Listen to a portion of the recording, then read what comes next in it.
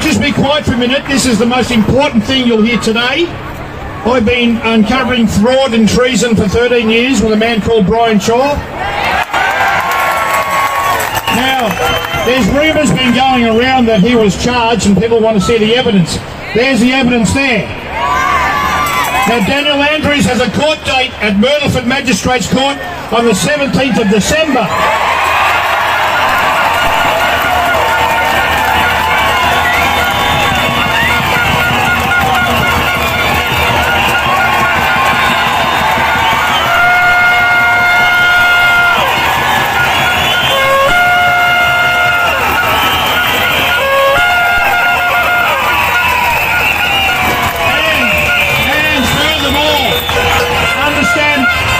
Understand this. There are two charges he was charged with initially, but not limited to, misprision of treason, which is the concealment of treason, and fraud.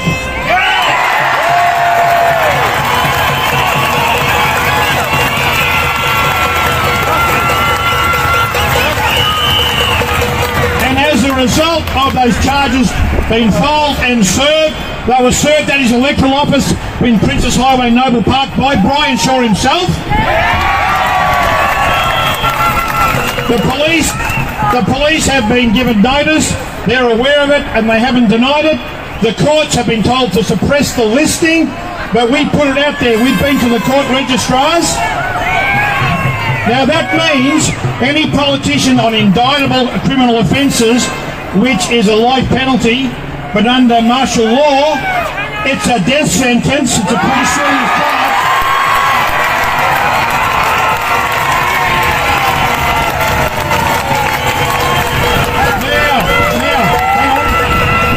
Now, it has to go to a grand jury, which is not in the judiciary system. It's 23 people after the electoral roll. And then it gets an indictment, and then it can be heard in a court of competent jurisdiction. Currently, we don't have those courts at the moment. They haven't been that way since 2004. Now, if you're on serious criminal charges and you're concealing, hello, Mr. Andrews and your Attorney General, why have we lost all of a sudden 4 ministers or members of the Parliament?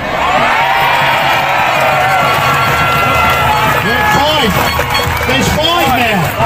The dominoes are falling.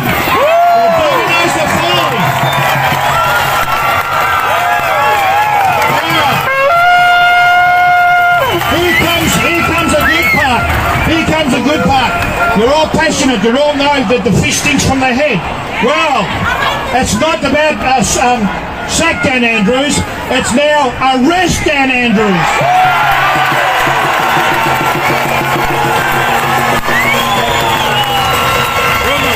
Yep. Now this affects all my brothers and sisters who are Australian, no matter what colour.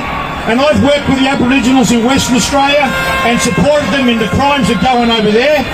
And that means when a politician is on charges, he cannot sit in that building.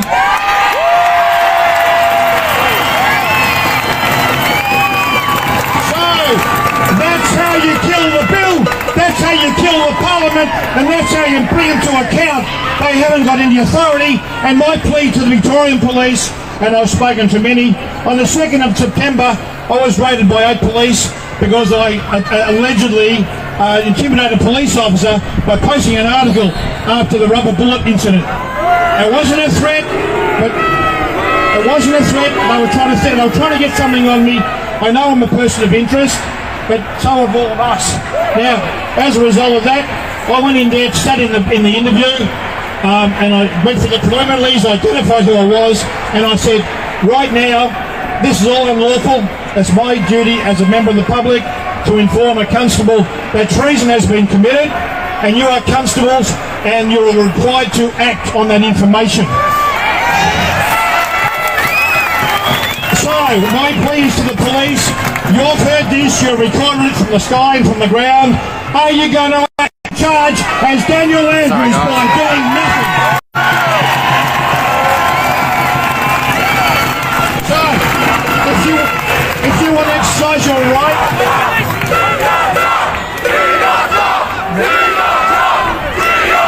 yeah.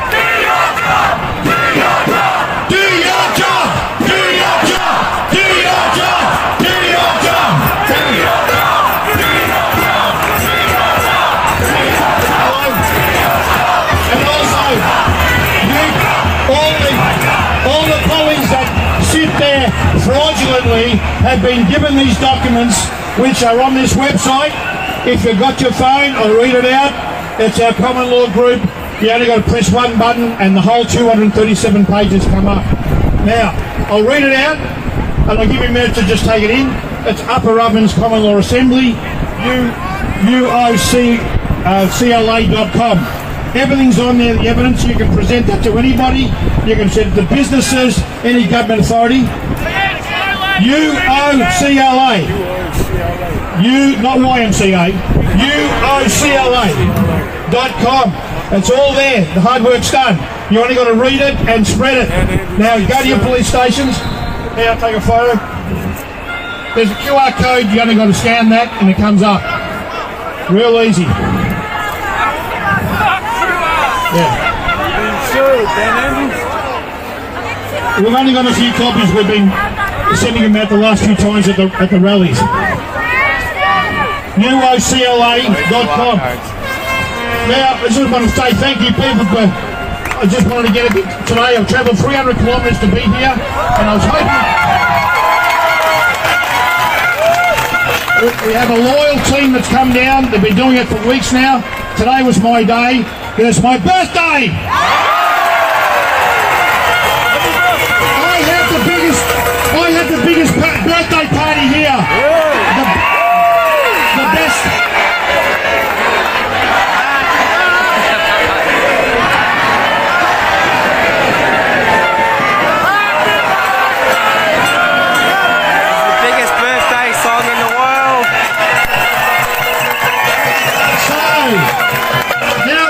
about my birthday, the best present you can give me and yourself is to get that information and hand it out to everyone, because my gift is to give that to you.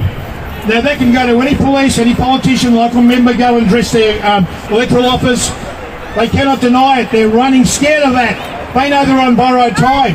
Now, yeah, listen, hang on. What it does, when that gets to trial, all the other issues to do with the Heffernan is the pedophiles, all the free trade agreements, all the exposes the whole lot.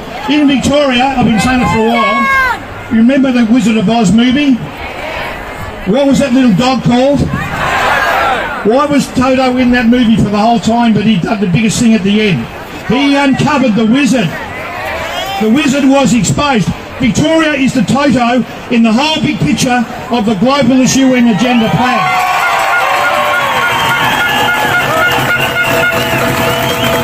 Now everyone's looking at Trump and America and all the other stuff and getting involved in all that to do with the whatever, but when they've got no authority and they've been exposed, and the biggest fear is exposure, it'll come from Victoria and it'll spread around the world.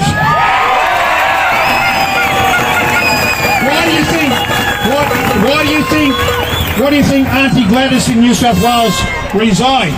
She knew she was going to be on criminal charges. If she was to be charged while she was in office, she would lose her pension entitlements. So she pulled it, which means if she still goes to charge or be convicted, then she won't lose her entitlements. What do you think they're doing here? They're jumping ship before they get exposed. Watch this space. Thank you, people of Victoria.